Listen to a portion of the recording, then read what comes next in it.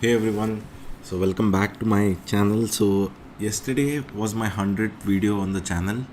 So thank you all of you for being supportive and watching whatever content I've been putting out, and also on the subscribers we are close to 5,000. So a big thank you for that as well. So we'll first start off with the charts, that is Nifty, mid cap, and then small caps. Look at what happened today, what were the external factors that kind of made sure that Nifty opened lower, but then we bounce back, and also we look at the data, what it is telling us, right? So we'll start with Nifty. So the Nifty kind of opened lower because of what happened yesterday in the US markets.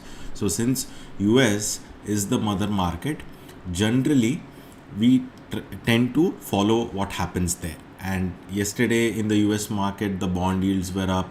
Bitcoin also had a 5-6% kind of a fall, and also the Dow closed a percent lower, right? So because of that, some initial pressure was there, but that was kind of bought into.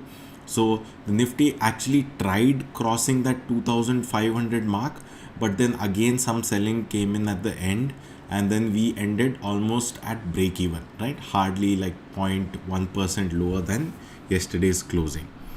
So what I feel is, if you look at the charts also here, probably tomorrow on an expiry date can actually take out that 22,500 levels and close above that, right?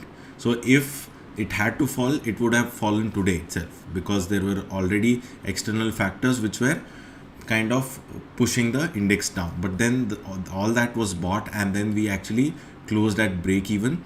So high chances that if Dow does not fall much or remains stable, then we can actually cross that 22,500 hurdle and close higher than that, right?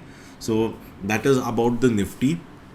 If you look at the mid cap index, the mid cap index touched an all-time high, right? So it kind of just kissed that all-time high and closed a little lower than that. So even the mid caps were up 0.5%. Nifty was break even, mid caps were up 0.5%. And if you look at the small cap index, so usually why do we say that something when it hits all-time high, it's very bullish? Because at this level, let's say it crosses this level, so whoever has ever bought this particular thing, right? So it happens in index or a stock. So whoever has ever bought that index, maybe let's say in futures, or let's say you bought any particular stock. So when it crosses an all-time high, what happens? Everyone who has ever bought that stock is in profit now.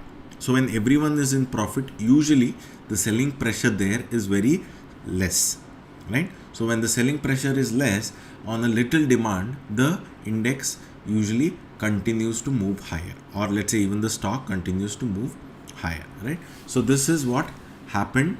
The mid cap index kind of kissed that. So, and anyways, the closing is at an all-time high itself, right?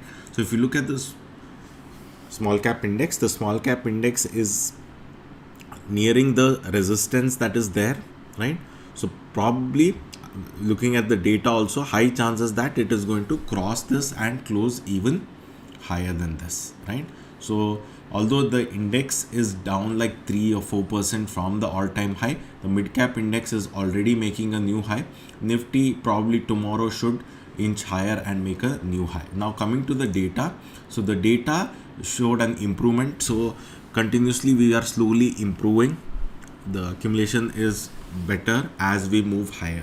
So high chances that the small cap index also continues its up move unless we see a decrease in the accumulation or no fresh money being put in at those levels, right? So as of now, Nifty should kind of close above the 22,500 mark. Mid cap index, anyways, it touched all time high today. It should continue its up move. Small cap index, probably it can halt a little near the resistance that is there, but I feel that that is also going to be taken out looking at the data, right? So this was a wrap for today. I'll see you tomorrow in another video. Thank you.